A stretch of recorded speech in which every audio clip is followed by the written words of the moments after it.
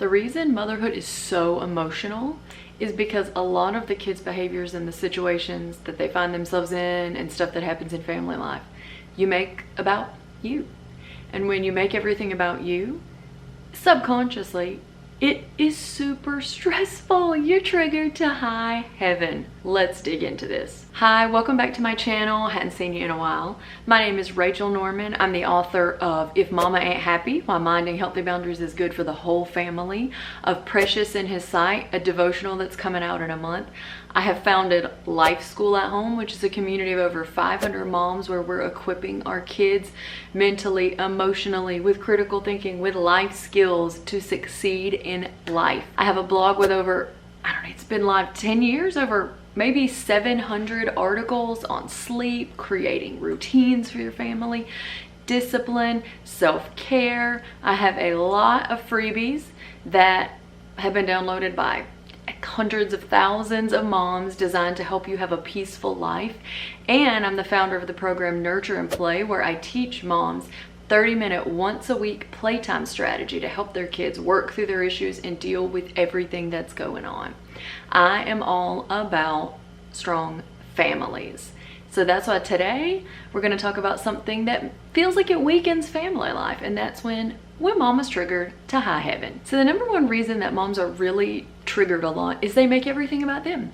If your child is sad, you made them sad. It's something that you did. If they're seem like they're in some kind of pain, it's because you did something wrong. You caused them to suffer. If they're mad, it's because you didn't do the right thing. You didn't know what to do. You couldn't help them or fix them. If they behave badly at school, it's because you didn't teach them something. If they lose it at Target, it's because you don't have any boundaries, etc., etc.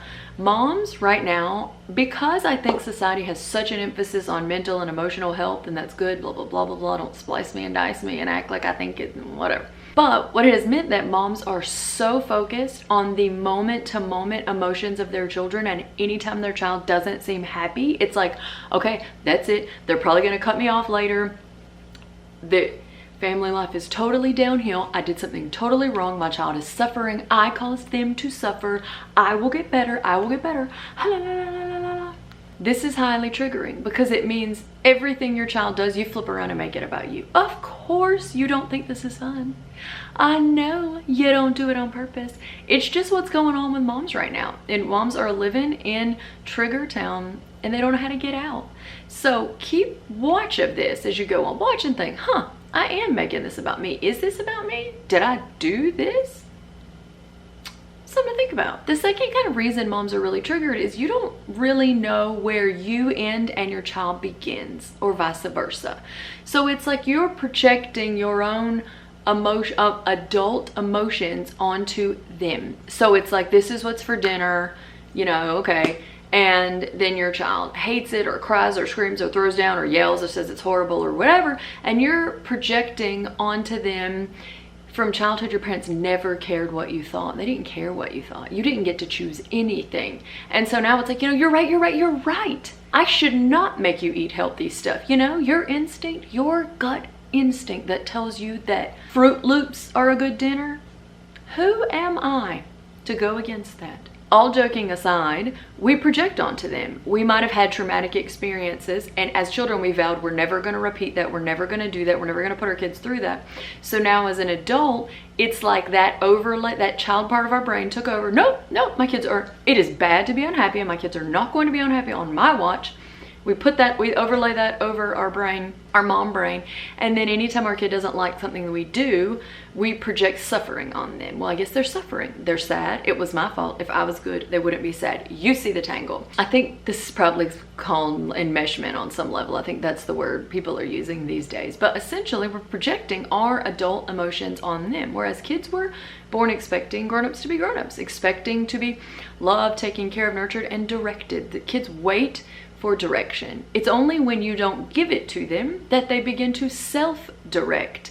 And this is when you come in a lot of power battles. I actually have a free workshop that is out this month for a little while. It's going to be available for a little while. And it's called How to Stop Being Tossed to and Fro by Your Child's Emotions without rupturing any type of attachment and still having a strong connection. How in the moment to not just whatever your child's emotions are, you just going in and reacting like it's like your children are a storm and you're just sitting on a canoe trying to figure out how to not flip over. This workshop will help you figure out how to become a facilitator of your kids' emotions instead of just trying to rescue them, how to become proactive, and instead of just reacting to whatever they've got going on, you create a family life that is peaceful. If you're interested in this, and honestly, you need to watch this, it is free, and I have the link in the description. I really encourage you to check it out. Over 1,000 couple thousand maybe, listened to it the last time I made it live months ago. It was last summer, and I had excellent feedback. I encourage you to watch it. The link is down below. So the third reason, I know these are all kind of similar, right? They're all kind of, the topic is similar. But the third reason moms are really triggered is moms kind of almost think their kids are them.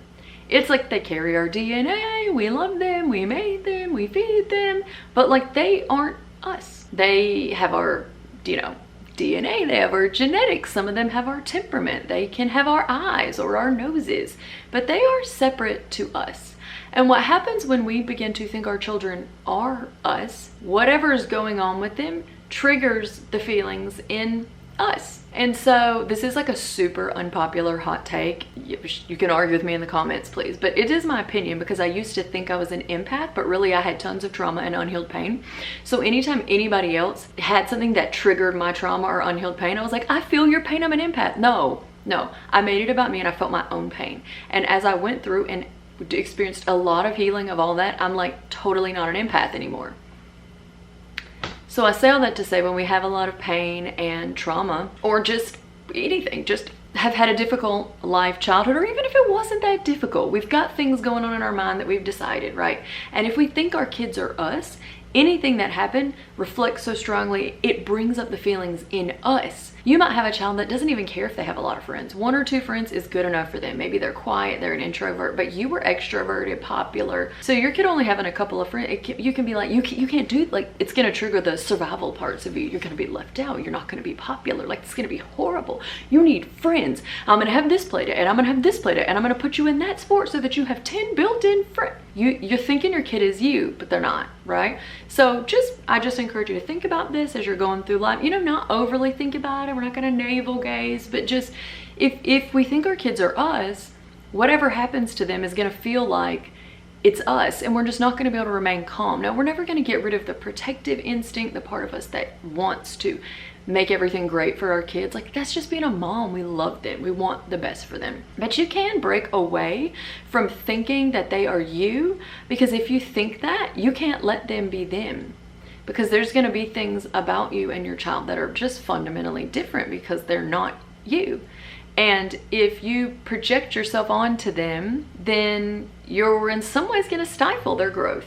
Another reason moms are triggered to high heaven is because they're living so far past their boundaries, their nerves are fried. Sometimes it's like moms aren't triggered by the exact situation that's happening in front of them, so much as it is their nervous system is just like digga digga digga digga digga, and one noise sets the whole thing off. If you're chronically, tired and there's just loud noises all the time and you never get any time alone, any space. And I find this a lot, and I'm not saying you shouldn't do these things, hear me out, but I find this a lot. Moms I work with who homeschool and have like a lot of kids and they're at home all the time, they never not with their kids. And they've chosen this because it's their value to be together. Like, one of their core values is just to have a strong family. And a side effect of this is sometimes there's just no time alone. And so a lot of moms that I work with that are in this situation, their nerves are just fried because there hasn't been that space.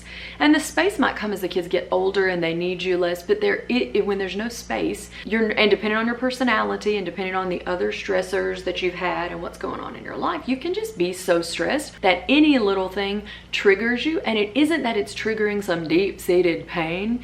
It's more so that it's just past the point of what you can cope with, right? It's just like, I can't handle one more thing. I remember in some of my really stressed years before I had done a lot of personal growth and healing and all that shtick, I remember I got a bill in the mail. It wasn't even that high of a bill, it just was unexpected. I had not expected to get a bill.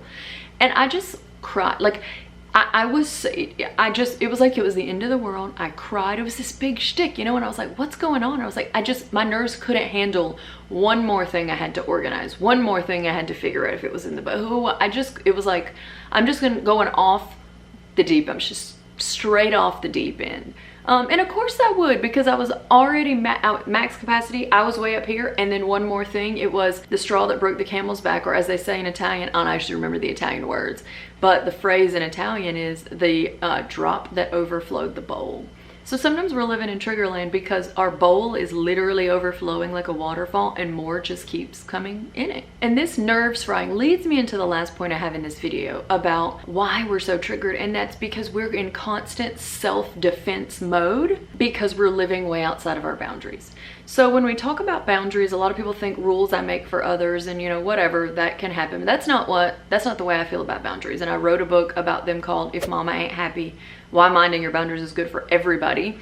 But I'm a language of listening coach, and one of the ways we teach and think about boundaries is that they're not the rules you make for others. Boundaries are just your preferences, your likes or dislikes, and they're your limits. They're just, I can go this far and no further. And the example I use is always sleep, because it's easy to understand. I need 9 hours. It's just how it is. I can get 8, I can get 7 or 5, I can get 3. But if I get less than 9, I'm tired. If I get less than 9 multiple nights in a row, I'm like a zombie. If it's a long time, there's real problems, people. It's just how it is. So now a rule I might make is that I put my phone up by 9 p.m. and I read or something. So that's not a boundary. That's just a rule I do. The boundary is I need 9 hours. So if I'm never getting it, I'm outside of my boundaries. I'm always tired. So you might have boundaries or preferences for the noise level, for the amount of time you have alone. So what happens when we're living outside of our boundaries is that part of us is on self-defense. Part of us is like, we can't do like that. We can't live like this. It's trying to protect us, right? Because our boundaries do protect it. They protect our spirit, soul, and our body, okay? They protect our mind. They protect us. So when we're not living in them, we're constantly feeling violated, in the sense that, even I have moms say, one mom I'm working with now, that's in one of my programs, she said it's like she gets woken up multiple times a night, and this child's it's not a newborn, and she feels violated. When she wakes up, there's this sense of violation, and this is not wrong. This is 100% natural. It's why if you have a child that's just rubbing and all over you all day, and you have this feeling like, get off me, it's, of course you love them, of course you want to cuddle with them, of course you want to connect with them, duh. But in the moment, your physical space, the boundary of you needing to not be touched and kind of groped and grabbed, you feel violated. That's why you feel that sense of get off. It is an actual physical feeling of violation. That's just a clear example or way for you to begin to look at, I feel violated right now. And I'm not talking about you get what I'm trying to say here. There's a lot of ways to use this word, so that maybe that's like a trigger warning in itself. But whenever we're living outside our boundaries, we feel violated. And when we feel violated, our dukes come up and we want to be in self-defense. And this is why you find yourself yelling, getting mad, wanting to punish, wanting to retaliate against your kids, because you feel like they're violating you, because there's boundaries that have been crossed. So if that is you, I encourage you to check out the resources I have below and the videos I have on boundaries, my whole book on boundaries. So if you know, I'm gonna leave you with this before you go to my next video, which is why moms are miserable. But if you know your emotions are all tied up in your kids' emotions and you're just needing to have that separation, then I encourage you to check out my class that's available right now on how to stop being tossed to and fro with your kids' emotions, and then come let me know what you thought about it.